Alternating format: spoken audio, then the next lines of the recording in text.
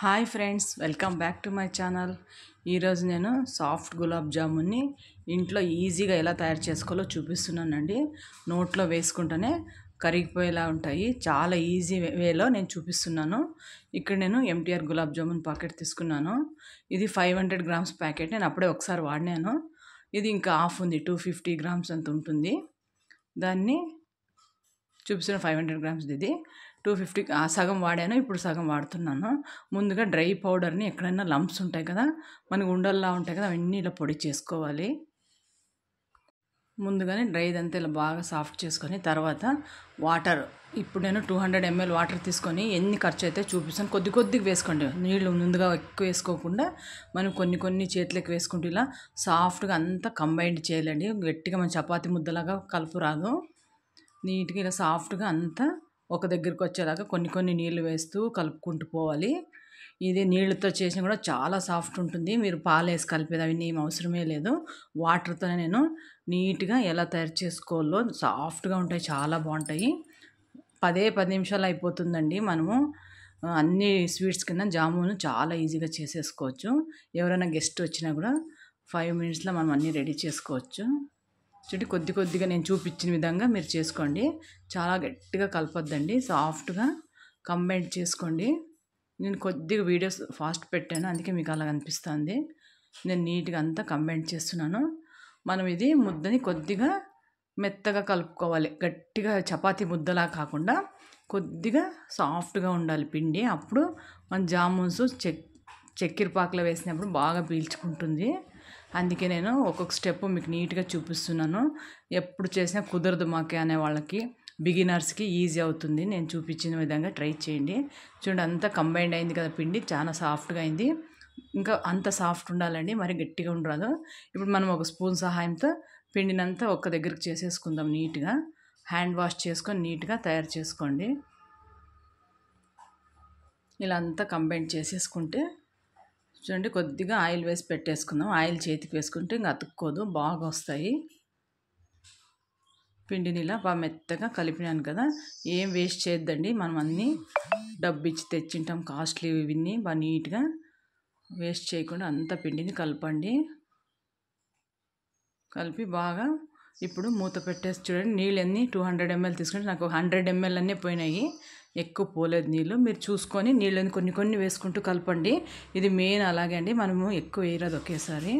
ఇప్పుడు మూత పెట్టి పక్కన పెట్టేసుకుందాము. ఒక 15 నిమిషాలైనా నానుతుంది అది. అంత లోపల మనము చక్కెరని తీసుకొని చక్కెర పాకు పట్టుకుందామండి, పంచదారం పాకము. నేను ఇక్కడ 200 ml గ్లాస్ నుంచి 2 గ్లాసులు చక్కెర వేసుకుంటున్నాను. మీరు పాకం ఎక్కువ తినేవాళ్ళు ఉంటే వేసుకోండి. మా ఇంట్లో ఎక్కువ పాకం ఏం లేదు, డ్రై జామున్లకు తినేస్తాము. దానికి ఎంత మీరు చక్కెర తీసుకుంటారో ఈక్వల్ క్వాంటిటీలో వాటర్ తీసుకోండి. నేను కొద్దిగా ఇంకా అర గ్లాస్ అంతా ఎక్కువ వేసుకున్నాను. లిక్విడ్గా బాగా పీల్చుకుంటుందండి పాకము.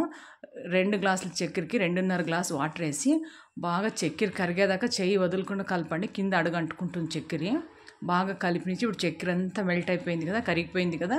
ఇప్పుడు మనము వదిలేసుకుందాము. అది ఉడుకుతూ ఉంటుంది. ఒక 10 నిమిషాలు అది ఉడికేకి వదిలేసి ఇక్కడ మనం ముందుగా కలిపి పెట్టుకున్నాం కదా ఈ పిండిని, చూడండి ఎంత బాగా ఉబ్బింది కదా, సాఫ్ట్గా బాగా అయింది. ఇలా సాఫ్ట్గా ఒక బాల్ లాగా తయారు చేసుకోండి. మీకు ఏ సైజు కావాలో చూస్ చేసుకోండి, మీ ఇంట్లో తినేదాన్ని అనుకూలాన్ని బట్టి. ఇలా ఫస్ట్ కొద్దిగా పిండి తీసుకొని ఇలా మెత్తగా నాదండి, గట్టిగా తిక్కరాదు, ఎక్కడ ఉండలు కట్టుకుంటుంది మధ్యలో. ఇలా సాఫ్ట్గా పైన పిండి తీసుకుంటూ ఇలా అంటూ ఎక్కడ క్రాక్స్ లేకుండా మనము చెయ్యి కొద్దిగా ఆయిల్ అంటించుకుంటే నీట్గా వచ్చేస్తుంది, ఏం తొందర లేదు. నేను ఇట్లా చూపిస్తున్నాను కదా, ఫింగర్స్తో నీట్గా స్మూత్గా ప్రెస్ చేసి మళ్ళీ స్మూత్గా రౌండ్గా చేసుకోండి. మెయిన్ ఇదే అండి, ఇంక అన్నీ ఈజీ. ఇది కరెక్ట్గా చేసుకున్నామంటే మనకు జామును కరెక్ట్గా వస్తాయి. చూడండి, ఎక్కడ క్రాక్స్ లేకుండా నీట్గా వచ్చినాయి కదా. ఇక్కడ నాకు 32 జామున్స్, 32 జామున్లు అయినాయండి. మీరు సైజుని బట్టి ఎక్కువ తక్కువ చేసుకోవచ్చు.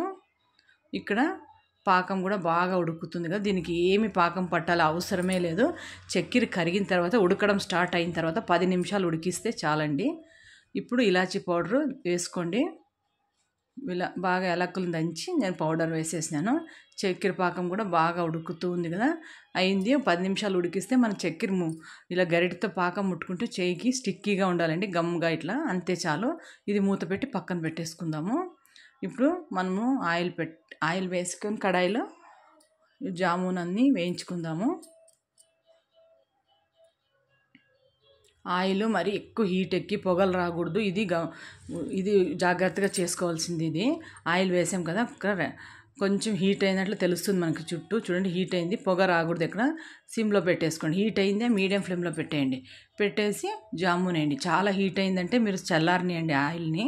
ఎప్పుడే కానీ ఆయిల్ ఎక్కువ హీట్ కాకూడదు. జామున్ చేసేటప్పుడు పొగలు రాకూడదు నూనె, అది మీరు గుర్తుపెట్టుకోండి.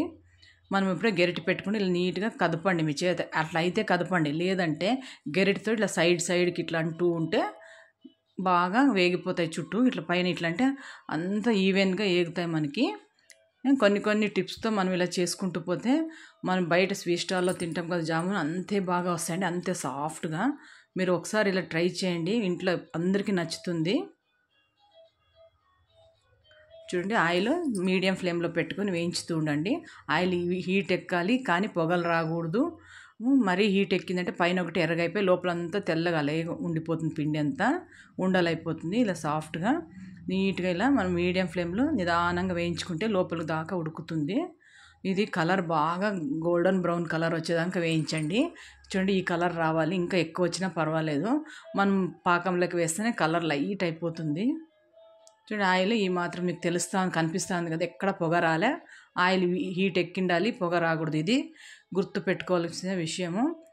మీ నూనెకి ఎంత పడతాయి జాములన్నీ వేసి ఇలా నీట్గా కదుపుతూ ఉంటే ఇవన్నీగా వేగుతాయండి, చాలా బాగా వస్తాయి. కొత్తగా స్టార్టింగ్లో మీకు కష్టం అనిపించవచ్చు, చేస్తూ ఈజీ అయిపోతుంది. బిగినర్స్ కూడా ఈజీగా నేను చూపించిన విధంగా చేసేసుకోండి, చాలా బాగా వస్తాయి. ఇవన్నీ మనం ఒక డేక్సాలో తీసేసుకుందాం అన్నీ మనము. ఎందుకంటే మనము ఎప్పుడే కానీ పాకం వేడి ఉందంటే జామున్ చల్లబడి ఉండాలండి. రెండు వేడిగా ఉన్నప్పుడు చేయరాదు. అది పాకం వేడిగా ఉంది, పక్కన పెట్టేసినాం కదా. ఇప్పుడు జామున్ అన్నీ ఒక బౌల్లో వేసుకుందాము. ఈ జామున్ అన్నీ తయారు చేసేలో పాకం కూడా బాగా మీడియంకి వచ్చేస్తుంది. పాకం త్వరగా ఏం చల్లారదండి, మీరు ఇమిడియేట్ చేసుకుంటున్నారు కాబట్టి పాకం వేడిగానే ఉంటుంది.